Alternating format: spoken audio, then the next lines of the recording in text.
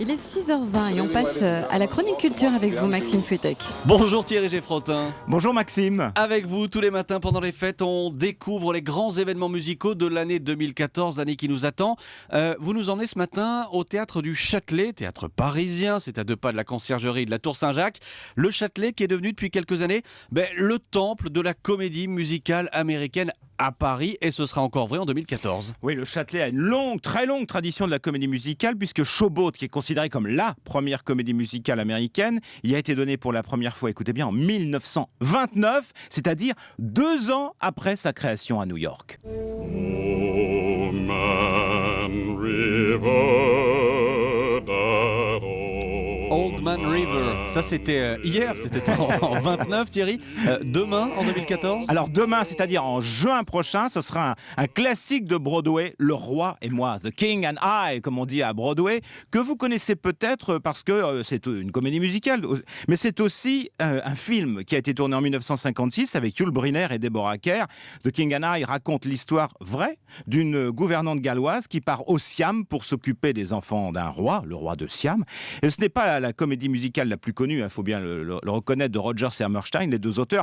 La comédie, le musical le plus connu, qui a d'ailleurs été donné au Châtelet, c'est ça.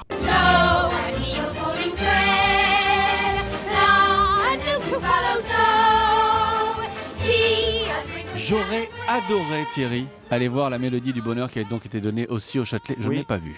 En plus, elle a été donnée 2 fois. Alors jamais 203, vous irez. Oui, j'irai la prochaine fois. Alors en juin, donc, Le Roi et moi, avec Lambert Wilson, qui va jouer le rôle du roi incarné à Broadway et au cinéma par Yul Brynner. Alors imaginez Lambert Wilson en roi de Siam. C'est très inattendu. Je ne sais pas du tout ce que je vais faire, dans la mesure où, bien entendu, je fais moyennement oriental. J'ai à peu près 30 cm de trop. J'ai un nez qui est moyennement thaïlandais. Le metteur en scène Lee Blakely, avec qui j'ai travaillé, m'a mis en garde de toute façon contre le danger éventuel du spectacle. Il m'a dit il faut éviter la mort par chinoiserie. La mort par chinoiserie, autrement dit, éviter le côté kitsch. Alors on va s'écouter, non pas Lambert Wilson, mais Yul Brynner, parce qu'il faut quand même écouter un peu un extrait du Roi et moi. There are times I almost think I am not sure of what I absolutely know. Very often find confusion in conclusion I concluded long ago. In my head are many facts that as a student I have studied to procure.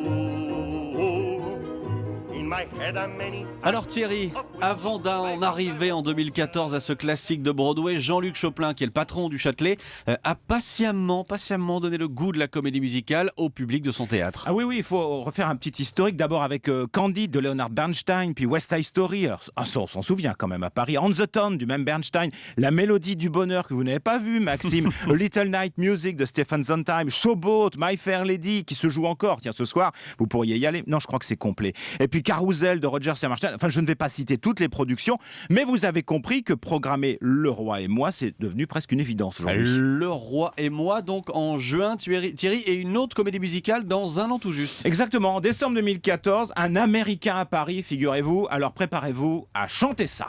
J'ai du rythme, j'ai de la musique, j'ai ma chérie, who could ask for anything more? J'ai des désirs dans green pastures. Un Américain à Paris. Elle était facile celle-là. Merci Thierry, on vous retrouve demain. À demain Maxime.